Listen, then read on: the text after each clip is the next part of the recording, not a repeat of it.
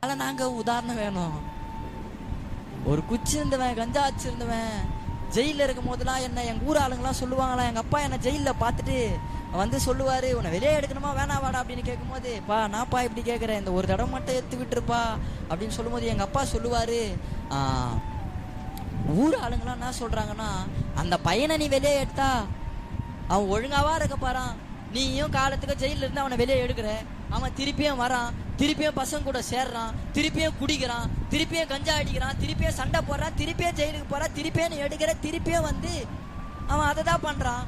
எதுக்காக அவனை வெளியே எடுக்கணும்? அவனுக்கு ஒரு தங்கச்சி இருக்குல்ல, அந்த பொண்ணை கல்யாணம் கொடுத்ததுக்காக எதனா பண்ணலாம்ல, ஏன் அவனையே பாக்குறீங்க அவனையே பாக்குறீங்கன்னு சொல்லிட்டு எங்க அப்பா இதெல்லாம் சொல்லிட்டு அழுவாரு. வெளியே வருவேன், திருப்பி அதே தான் பண்ணுவேன். யாரும் என்ன மாத்தல, என்ன ஒருத்தர் மாத்தினாரு, அவரை தான் உங்க மத்தியில் நான் அறிமுகப்படுத்துறேன். அந்த கிறிஸ்துவ தான் உங்க மத்தியில் நான் அறிமுகப்படுத்துறேன். நிச்சயமாவா அவர்கிட்ட வரும்போது நம்மளுக்கு தேவையானது அவரு கொடுப்பாருங்க.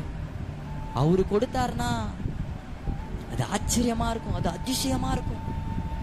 நானாவே போறது நிச்சயமா அது என்னுடைய வாழ்க்கையில அது சந்தோஷத்தை தராது, நான் சந்தோஷமா இருக்கவும் மாட்டேன். தேவையில்லாதெல்லாம் இனிமே நானாவே இதுதான் எனக்கு நானா பார்க்க மாட்டேன்ப்பா, நான் உங்களை பார்க்குறேன். எனக்கு தேவையானது அது உங்க கிட்ட இருந்து வரும்பா. காலையில மேல எங்க அம்மா கஞ்சா கவர்ல வச்சுன்னு ஓன்னு அழுவோம். நாடா கவர் இது, எங்க அம்மாவுக்கு தெரியும் அது கஞ்சா கவர்னு. காலையில வச்சுன்னு அழுவோம். பொய் சாட்சிக்காரன் நாக்கு நிக்கி தப்பான். ஆண்டுடைய வசனத்தை சொல்லும் போது பொய் சொல்லுவோன்னு நீங்க நினைச்சீங்கன்னா அது உங்களோட போட்டோம். காலையில கஞ்சா கவர் வச்சுன்னு எங்க அம்மா அழுவாங்க. நைட்டு வந்து நான் போதில் அப்படியே படுத்துருவேன். காலையில அந்த கவர்லாம் வச்சு எங்க அம்மா அழுவாங்க. என்னடா கவர் இது, ஏன்டா இது அம்மா எத்தனை பேர் அதை எங்கன்னா சொல்ல முடியுமா? பையன் வேற ஏதாச்சும் தப்பு பண்ணா பக்கத்து வீட்டுல